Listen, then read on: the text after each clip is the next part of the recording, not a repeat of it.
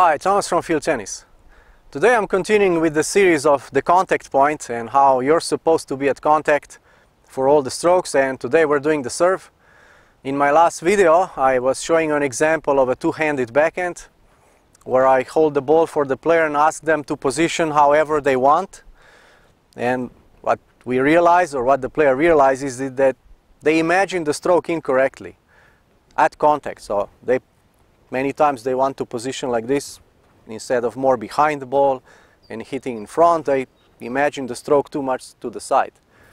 So if we don't know that as coaches, or the player also doesn't know that they imagine the stroke incorrectly, then as we are correcting them, we might be correcting their technique or something, they will keep reverting to the idea that they have. So we must make sure that you actually have the right idea, the right picture in your mind of how the stroke should be at contact.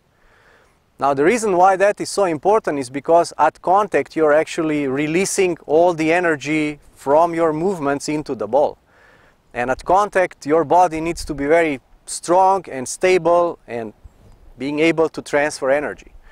And so it's very, very important that at contact you are correct. It's much more important that you are in correct body position, body alignment, distance to the ball at contact, than how you make your backswing or something like that. So today we're going to take a look at the serve, because that's one of the most important strokes in tennis, and we're going to check how you're supposed to be at contact on the serve, and I'll show you also the most common mistakes that players make. So the easiest way to check how you imagine the contact point on your serve is just to go to the fence. So usually I just tell the players, okay, imagine there's a ball, or if I can stuck it somewhere there, I stuck it. So I ask them, okay, show me how you want to be at contact. So I'll show you now first how the players typically position themselves. So typically players do like this. So what we can see is that players want to reach as high as possible.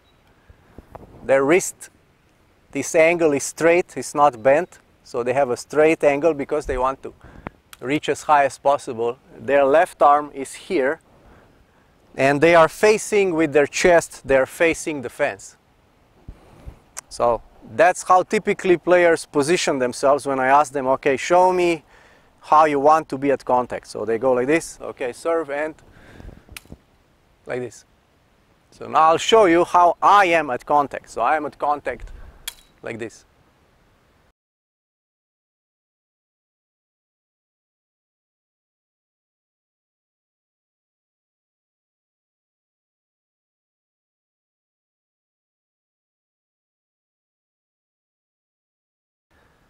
The serve is a really strange stroke if you do it right. It kind of boggles your mind a little bit. You keep asking yourself, why is the serve like that? Why is it not just like this? I hit forward, and why is the serve actually like this? But in reality, that is the position that gives the body the most power. So you can try also for yourself. So why is this position not correct? If we first address this hand-wrist position and the vertical racket head, if you push into the fence like this, you will feel certain force, certain strength. So now if you go like this, you go a bit lower, you have some angle here, and you push like this, you will see that you are stronger. You can hit the fence way stronger like this compared to this. When you do like this, you will feel a very weak wrist. So that cannot be the right position if you feel at contact point, if you feel a weak wrist. So when we serve, we are not reaching to the maximum. We are a bit lower because from here we pronate, and this is a very strong movement from forearm after all the wind up and accelerating up to the contact. And with this movement we create a lot of power. So we only have power like this and not like this. So that's the first key point that you have to keep in mind. Do not try to reach to the maximum of your reach, but you need to keep a little anger here because you have to pronate to hit the ball. Second most common mistake when players position for the serve at contact is that they face the fence. So with their body, with their belly button, they face the fence. So they're like this. But instead we need to face the ball. So the ball is not there, the ball is there, let's say roughly at 45-degree angle from where we are. So at contact, we need to face the ball. So our body, like my belly button, my chest, my face, everything is oriented at the ball. And that's why also this left hand or this left arm that I showed you before is not there, because if that arm is there, that tells us that you are trying to position with your body facing the fence. You're not in a good position. And again, you don't have to take my word for it, you can try it. You will see that if you want to push into the net and you face the fence, and now I push and I feel how strong I am, and now I orient diagonally and now I push, I will feel stronger. You can try for yourself. You try again. Okay, this is certain force I feel now. Oh, now I feel stronger. So if I hit like this, I will feel much stronger like this than like this. You will feel in your shoulder that it doesn't feel right. Your shoulder feels weak in this position. It feels much stronger in this position.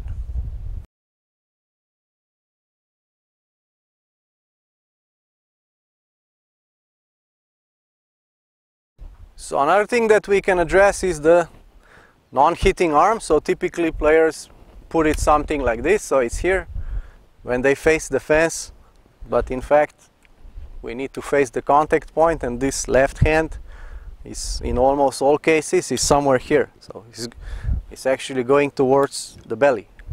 So we toss the ball and now we go something like this. So if you're going like this, you're not in the right position. So that's important to keep in mind. And then the fourth point is the head position. Because when players position like this, they want to keep their head straight. It's very instinctive for us to keep the head straight. We don't like head tilting so much. So when players position for the serve, they want to keep their head straight. Now with the straight head, it's difficult to look up. So when you do like this, when you push back your head, you kind of get stuck in your neck and it feels very uncomfortable. And that's why players also struggle on the serve, because they're looking up to the ball like this. But in reality, we look up to the ball like this. So it's much easier to look up with the tilted head, because we are all tilted. So when we serve, we're like this, and now I tilt. So my whole body is tilted, and so is the head. So at contact, I'm looking at contact like this with my head. And it's much easier, much more comfortable on the neck. And this neck position affects the whole body. So if you're uncomfortable like this, you will not serve comfortably. You'll become all tense. So in your neck, you must feel comfortable. And the only way to do it is like this, not like this. So I see many times players looking up and they have to open their mouth because they're struggling so much to keep their head up, and that's because their head is straight, like level, and now they try to look up. So it's like this. So you can also test that when you come like this to the net, that you're not trying to look up like this, but like this. So again, coming up for the serve, and this is the position of the head.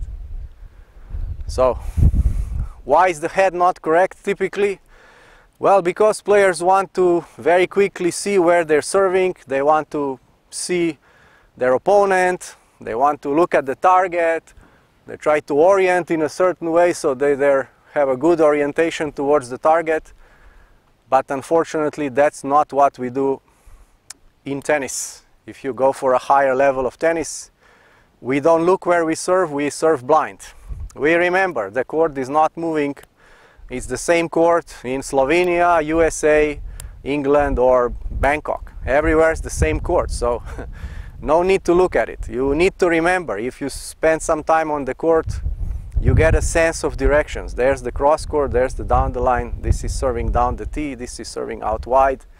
So you don't look. You've already served 100,000 times. There's nothing to see. You need to remember. So that's how we serve in reality. So we don't try to serve like this, that I have kind of a sense of my target, I completely abandon my target.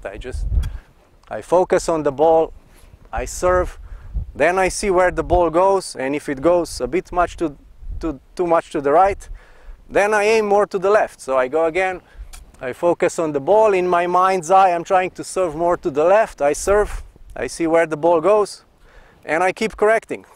And that's the process. It is that simple, but it takes some time to get your serve where you want. So it's definitely not this way that you're trying to maintain the orientation towards the service box. It does sound logical, it does feel instinctive, but in reality we don't serve like that. So how can this idea of knowing how you're supposed to be at contact point help you with your serve? Well, my point is that even if you know and execute correctly your backswing, your toss, your drop, your accelerate towards the ball, so you're doing all this correctly, and then at contact point you are not in the right position, you will feel no power, especially not effortless power, and you will not have good control. So you must get into the right position at contact.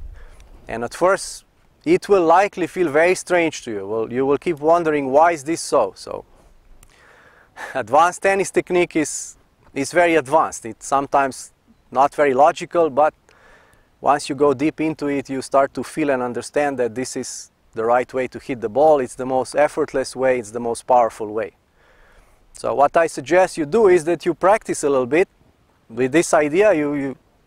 After you watch this video, you go to the back fence, you try a few times, you see how would you instinctively, naturally position, most likely like this, and then see what I am suggesting to you, that you're really clear on how you're supposed to be. So you need to be diagonal, you need to face the ball, you need to look with your head like this, tilted head. Don't try to look at the ball like this with a straight head. You have to tilt. Your wrist is not like this, it's like this. You can try and hit the fence, maybe take an old racket that you don't damage your racket. Just hit a few times, see how that feels, like this or like this. And then you will start to feel that, yes, this is better, this is how I feel more power. And then see if you can incorporate that. So don't do it too mechanically, just imagine when you go to the baseline and you actually serve, just kind of imagine, okay, I'm facing the ball, and then just let it go. Just try to get into these positions a bit. Okay, this is the position, this is how I need to be at contact point. Not like this, but like this. I go through here and I unwind. Don't aim in the court, just try to hit the ball and see how it feels. And then in time this will become more natural to you. You will feel that you have power. Then hopefully you're going to bring your serve to the next level. So thanks for watching, and I'll see you next time.